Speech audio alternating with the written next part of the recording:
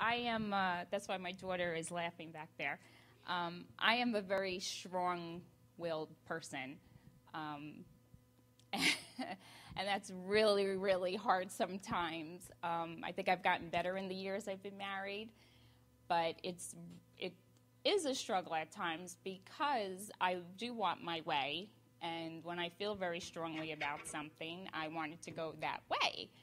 And I have a tendency to, I'm the mom, and I know what needs to be done, and I'm the one home doing it, and that's just the way it is, which is not the right concept, because there are two people in a marriage, and two people make decisions, and two people raise children. I had gone to a conference years ago with Tom called The Weekend to Remember, and one of the classes that we did, which really helped me to understand the concept a lot better when the woman speaker spoke, was that when you think of the word submission, which made this so much easier for me, don't think of, like Mr. Watson was saying, that person standing over you saying, I want you to do this and you have to do this and I know what's right and that's it, I'm the head of the house and that's what you need to do. That's not coming from a place of love like that. If my husband was to approach me that way, it would never work. One, because of my personality, and two, it's not being said to me out of love. It's being said out of, I just want to rule over you, and that's not what God says.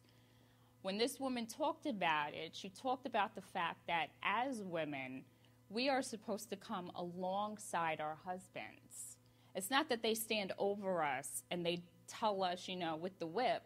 We're supposed to come alongside of them and, go in accordance to what is best for our family. And you know what, guys? There are times when things are going on in our family that I want my husband to be the head because he knows what to do better than I do sometimes. And it's the perfect place for him to come in and be the head at that time. But he never, ever makes me feel like this is the way it goes. We come alongside. But ultimately, he knows what's best for my family.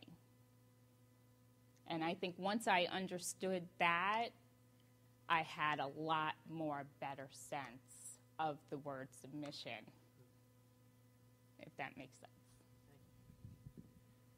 Let me just add real quick that, God calls the men to be leaders of their household, and I am the leader of my household, I would like to think. And, the bottom line is it comes down to to me, but I also have to remember that there are times I have to be willing to submit also. If she wants to do something which I don't want to do and I feel, that would be the best thing for us to do, I have to be saying, all right, we'll do that. Just as Jesus Christ, the Lord of Lords and Kings of Kings, was willing to wash somebody's feet, I have to be willing to submit to my wife when it's in the best interest of our marriage. But, I also have to remember that God commands me to be the leader of our household. And the bottom line, it does stop with me, but both sides have to be willing to submit for it to work. Yeah, that's what I was exactly going to say, guys. Leading with leadership comes submission. It really does work hand in hand in our marriage, and the example is Christ. He laid down his life. He led, but he submitted. And Jim, as the leader in our home, also does submit. And I like to think that I submit too, but I do have trouble. But I really try. I want to come alongside.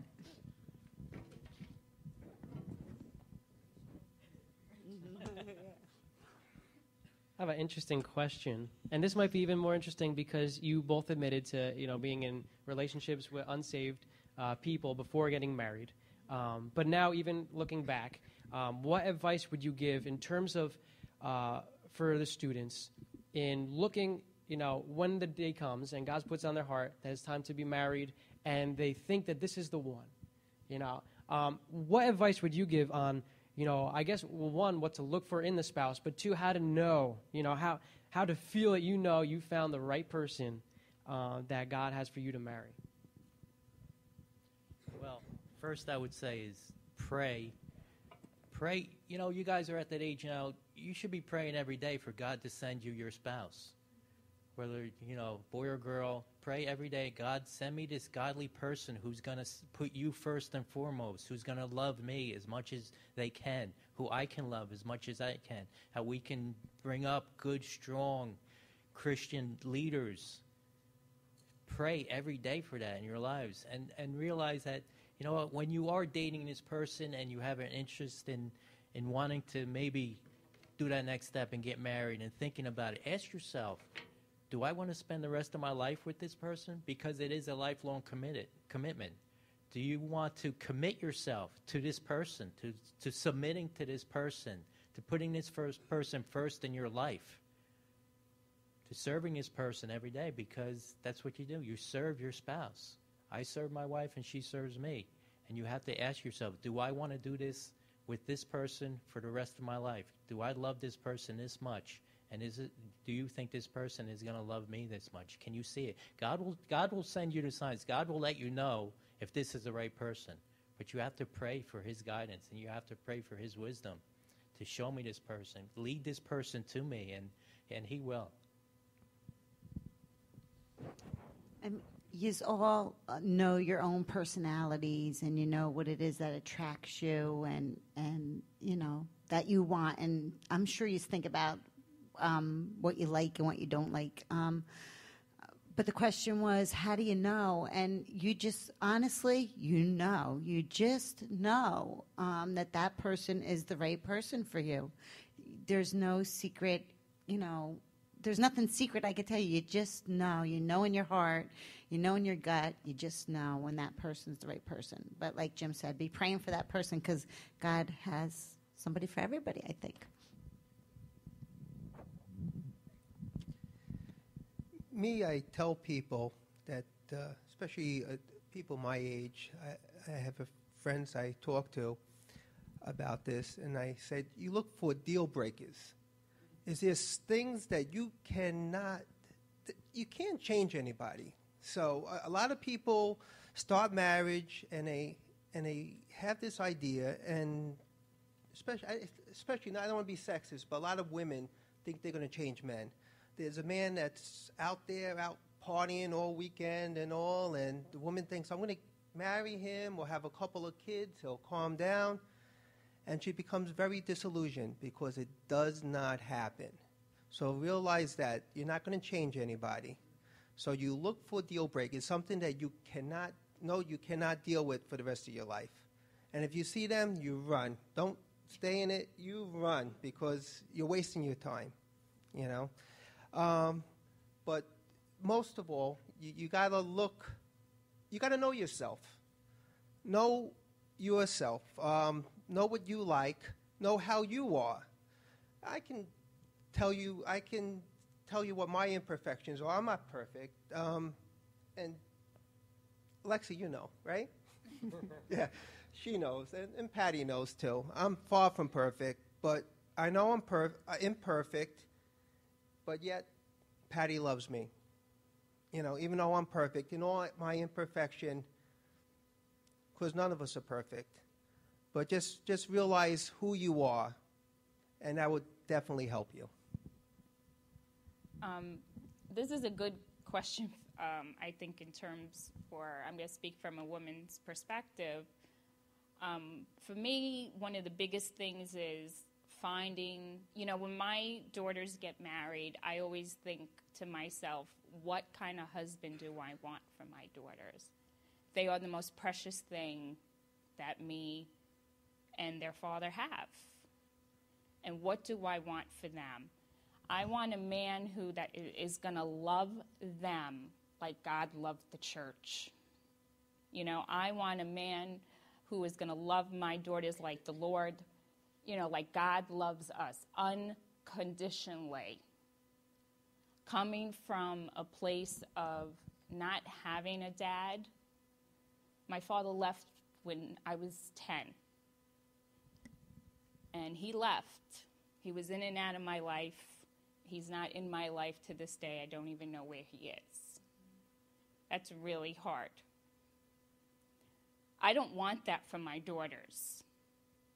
I want a man who says, when they tell her, I love you, I want those words to mean something. I want those words to mean like God loves you guys, because each and every one of you were made in his image. Each and every one of you are special to him. Each and every one of you are loved by him unconditionally, no matter what you do. We learn from our mistakes. We try not to make them again. I want a man who is going to love my daughter that same way, that when he says he loves her, he loves her. He is not going to walk out the door the minute he doesn't like something she did. He's not going to walk out the door the minute he doesn't like the way she looks. He's not going to walk out the door because her temper got the best of her. Ladies, remember, respect your husbands to be. Guys, respect those ladies. Ladies, respect those men, those young men. That's what I want for my daughter. I want somebody who's going to love her the way God loves us. And that's what I think about when I think about what I want in terms of a spouse for my daughter. Great. Well, I thank you guys so much for all these answers and all of the experience and wisdom you're sharing with each of us. And I know I'm benefiting so much from this, so I'm so thankful that we're doing this and for the time you've given. There was a lot of questions we didn't get to, but I think a lot of them were even answered along the way. But really quick.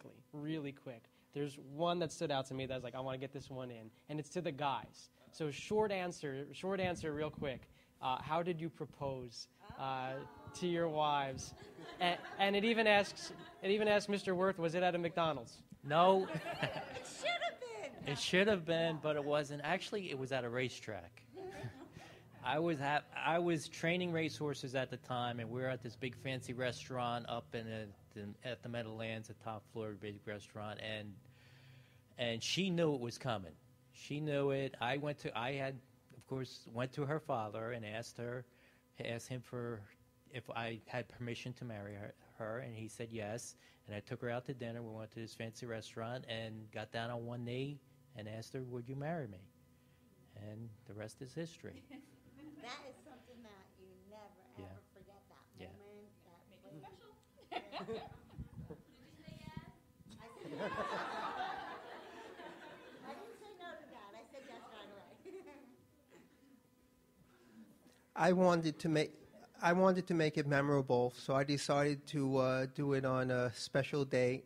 I made it on the 4th of July.